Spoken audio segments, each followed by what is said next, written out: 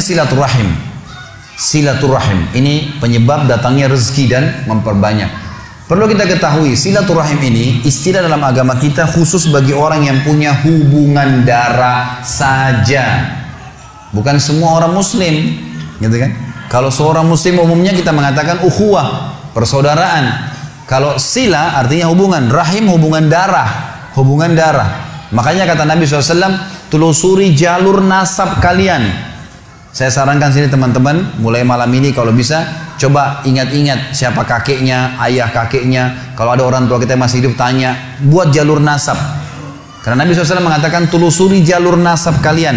Kakek kita siapa, ayahnya siapa, berapa bersaudara, nikah sama siapa, saudara-saudaranya, punya anak siapa. Jangan sampai kita ketemu sepupu kita di jalan, nggak tahu gitu. Ada rahim dengan kita, gitu kan. Kata Nabi SAW, telusuri jalur nasab kalian, karena akan memudahkan kalian silaturahim. Silaturahim. Jadi ini harus yang punya hubungan kerabat ya, hubungan darah. Dalam riwayat Bukhari Muslim yang lain kata Nabi SAW, kata seorang sahabat, waktu dia bawa satu kantong dirham, dia bilang, ya Rasulullah, saya punya sekantong dirham, saya mau sedekahkan. Ada dua orang target saya. Yang satu muslim umum, tidak ada hubungan kerabat sama saya. Yang susah, yang satu muslim, punya hubungan kerabat sama saya dan susah. Yang mana saya bantu? Kata Nabi SAW, kalau kau bantu yang punya hubungan kerabat denganmu, maka kau mendapatkan dua pahala. Pahala sedekah dan pahala silaturahimnya. Dan puncak silaturahim teman-teman sekalian adalah kedua orang tua kita. Teman-teman di sini yang pendatang, ya. Juga tentu yang mukim, yang orang yang memang asli di sini. Kalau orang tua Anda masih hidup, jangan sia-siakan. Kejar sedekah paling afdal ke mereka tuh. Silaturahim teman-teman sekalian, pakai stopwatch kalau antum merasa terganggu pekerjaan. Telepon sehari 1 menit aja. 1 menit aja. Telepon tuh ayah, ibu, tanya kabarnya. Ayah, ibu baik, ada kebutuhan? Oh enggak ada nak, baik doain ya. Mereka bilang semoga kau selamat nak, sudah luar biasa tuh.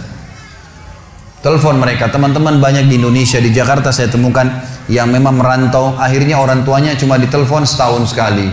Ah gampang nanti kalau Idul Fitri mudik sekalian ketemu. Tapi kalau teman-temannya tiap hari telepon, kalau nggak telepon temannya dimarah-marahin, kenapa nggak telepon, tiap hari dicari. Ini gimana cara?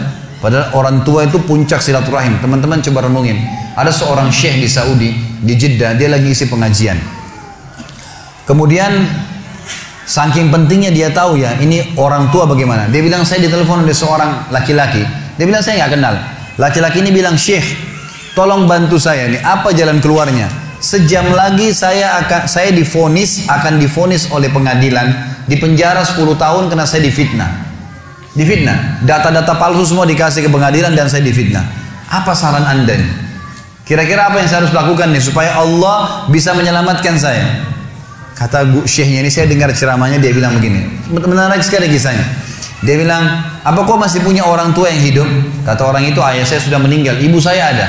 Kata syekhnya, kau masih bisa keluar dari pengadilan? Dia bilang masih bisa. Baik, sekarang kamu keluar dari pengadilan, singgah di restoran terbaik yang kau temuin, kemudian temuin ibumu, ajak makan siang ibumu. Kata dia, Syekh, sejam lagi saya divonis penjara 10 tahun.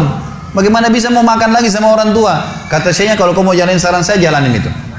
Anak ini dalam kondisi dia bingung, tidak tahu apa, maka dia pun singgah di restoran, kemudian dia pergi ke rumah ibunya. Setengah jam kemudian kata syekh, saya ditelepon. Syekh, jazakallah khair, semoga Allah balas Anda dengan kebaikan. Kata syekhnya, kenapa? Dia bilang, saya baru ditelepon oleh pengadilan, ternyata orang yang membuat fitnah buat saya terbongkar kedoknya dan dia sekarang yang akan divonis 10 tahun. Gitu kan? Dan semenjak saya masuk di sini, saya makan sama ibu saya, sekarang saya depan ibu saya, dari pertama saya masuk, terus lisannya ibu saya mendoakan, semoga kau selamat nak, terima kasih kau sudah datang bawa makanan. Hanya membawa makanan. Orang tua kita teman-teman sekalian tahu menilai tahu menilai pemberian anak kita. Pemberian kita. Tidak pernah orang tua itu diberi sesuatu yang sederhana, seperti teman kita masih bisa marah, atau pasangan kita masih bisa merengut. Orang tua selalu berterima kasih dengan apapun yang kita berikan sedikit. Ada seorang anak di Jeddah meninggal dunia. Seorang syekh lagi sholat, suaranya Masya Allah bagus sekali kalau dia jadi imam.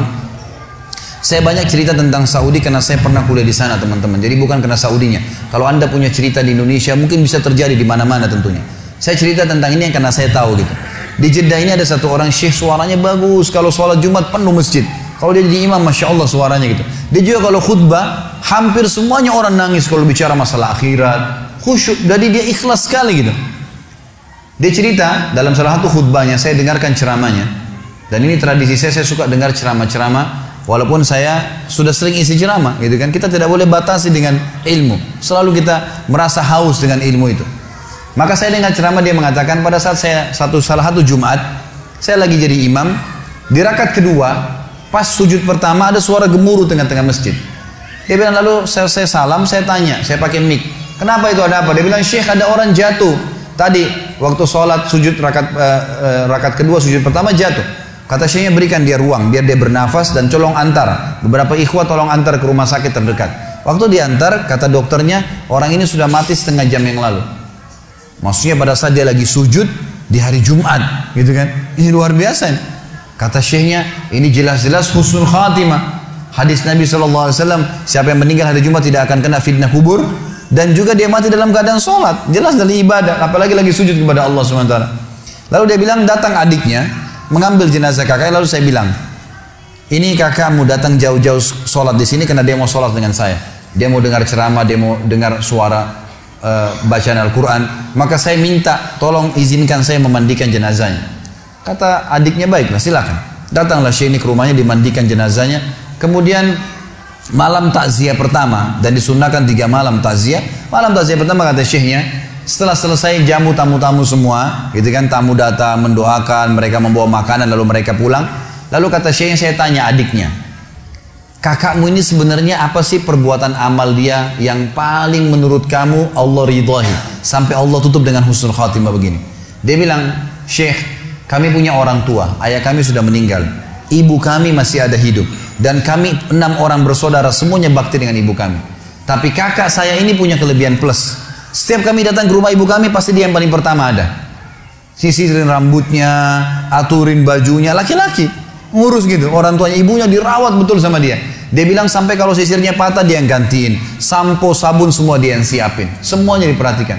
Maka kata Syekhnya, pantas Allah tutup dengan husnul khatimah, pantas Allah tutup dengan itu.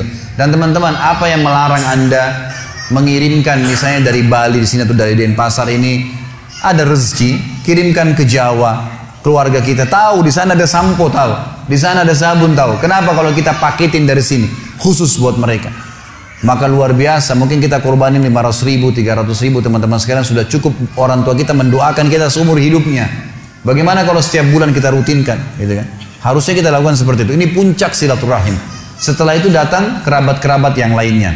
Kata Nabi SAW, siapa yang ingin diberkahi umurnya, di sini sering diterjemahkan dalam buku Indonesia, siapa yang ingin dipanjangkan umurnya, gitu kan? Sebenarnya tidak ada kata-kata panjang umur ya, karena umur sudah ditentukan, 60 ya 60. Tapi di sini maksudnya diberkahi.